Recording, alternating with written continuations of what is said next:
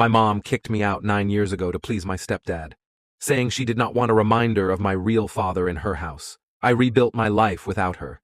And now that I'm about to have a daughter, she suddenly crawls back demanding I name my child after her as a tribute. She thought I owed her respect. What she got instead was a brutal reminder of what happens when you throw your child away and expect loyalty later. Hello Reddit I. Plus here. My name is Noah Alvarez, I am 31, and this story starts when I was 22, and my life got burned to the ground by the person who was supposed to love me unconditionally. My father, Raphael, died when I was in university. He was a long-haul driver. One rainy night, his truck skidded, flipped, and that was it. The doctor said he died instantly. I was still processing that when everything else collapsed too. My mother, Helena, had been cheating for years. I knew. Everyone in the neighborhood knew. She stopped hiding it long ago. I would walk into the kitchen and see a stranger sitting at the table like he owned the place. His name was Victor, and his smirk annoyed me since the first time I saw him. My father spent years working non-stop, not because he loved trucking. He wanted to save enough to take me, buy a house, and leave Helena. That was his quiet dream. I found his notebook after he died. Scribbles about neighborhoods, mortgage calculations, notes like, just a little longer.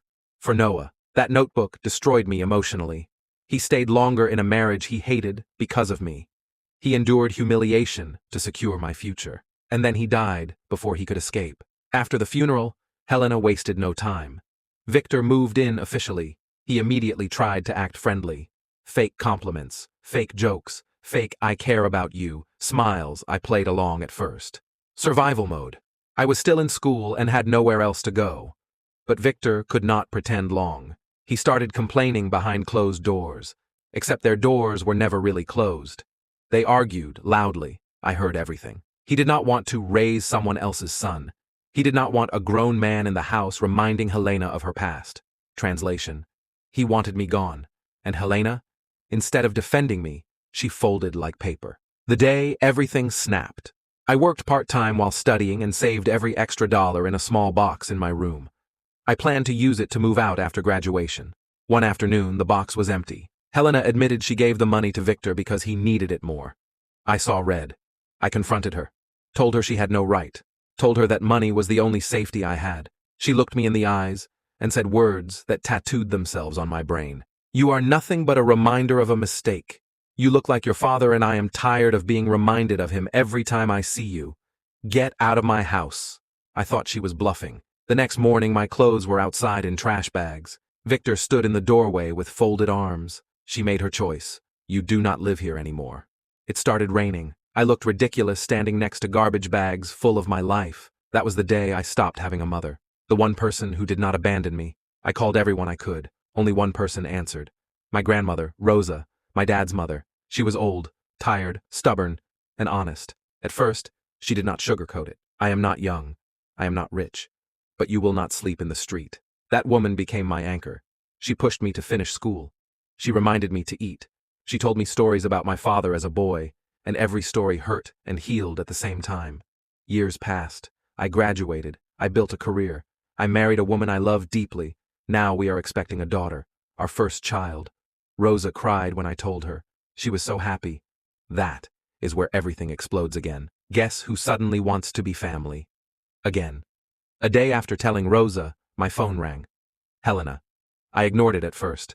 Then another call. Then another. Finally, I picked up just to end the nuisance. Her voice was soft, sweet, careful. Someone who wanted something. She congratulated me. Pretended she always knew I would succeed. Pretended there was no history of betrayal behind us. Then she said the real reason for her call. She wanted me to name my daughter after her. Not suggest, not ask gently, not hope. She said it like an order, like she had authority, like she had any position in my life. Her exact words, "It is your duty to honor your mother. Naming your first daughter after me is the least you can do after the pain you caused me by leaving." I laughed. I could not help it. She kicked me out. She replaced me with a man who wanted me gone. She called me a mistake. She stole from me. She erased me from her life. Now, she wanted me to immortalize her through my child? Not happening. Hidden truth. No one expected I thought that was the end of it. It was not. Rosa called me a week later and told me something she had been holding back for years. She said Helena did not just throw me out because Victor wanted it. She did it to protect herself. Turns out my father had been secretly transferring his savings into a private account with Rosa as co-signer. He told Rosa that if he died before leaving Helena, that money was legally mine. The house Helena lived in, fully paid thanks to my father's hidden savings, and Victor knew. Helena helped him take that money illegally after my father's death. The money she gave Victor that I argued about was part of what they stole. They kicked me out to remove the only witness with legal right to challenge it. Rosa showed me documents. My world tilted. I had spent years thinking she threw me out because she did not love me. No, she threw me out to protect a thief and keep stolen money. Confrontation. Helena showed up at Rosa's house when she heard I refused the name demand. She yelled. She cried.